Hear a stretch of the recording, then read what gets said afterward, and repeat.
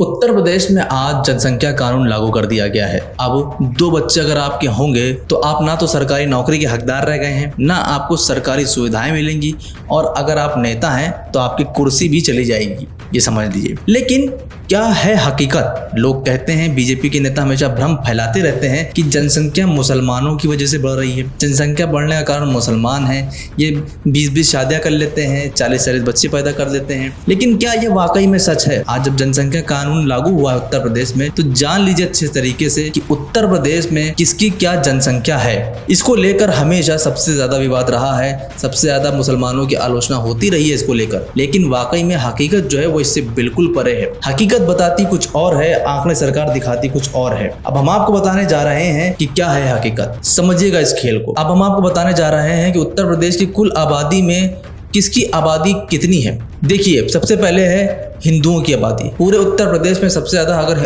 किसी की आबादी है तो वो है हिंदुओं की, जिसमें है करीब 15 करोड़ से ज्यादा आबादी यहाँ पर बसी हुई है। इसके बाद हम बात करते हैं सिख कम्युनिटी की। सिख कम्युनिटी करीब 6 करोड़ से ज्यादा है आबादी यूपी के अंदर। अब बात करते हैं हम उत्तर प्रदेश में मुसलमानों की, तो मुस्लिम में करीब 3.84 करोड़ आबादी है पूरे उत्तर प्रदेश में मुसलमानों की। तो अब आप खुद अंदाजा लगा लीजिए कि किसकी आबादी सबसे ज्यादा है। सबसे ज्यादा आबादी अगर पूरे भारत में भी देख लें तो करीब 80% आबादी हिंदुओं की है। तो अब ये बात सीधी से समझ लीजिए आप लोग कि अब्दुल तो बहाना है, अतुल को निशाना बनाना है। यानी कि आपको ये रोजगार तो दे नहीं सकते हैं, तो आबादी के बहाने आपको ये अब टारगेट करेंगे कि आप बाहर रह जाएं अपने आप इनकी कैटेगरी में ही ना आए, आप सरकारी सुविधाएं ना ले पाएं। तो ये कहीं ना कहीं अब्दुल के बहाने अतुल पर निशाना लगाने की सरकार ने तय कर लिया है। ये सरकार सिर्फ मुस्लिम विरोधी नहीं है, ये सरकार हिंदू विरोधी भी है। ये सिर्फ आपको बरगला कर, नफरत फैलाकर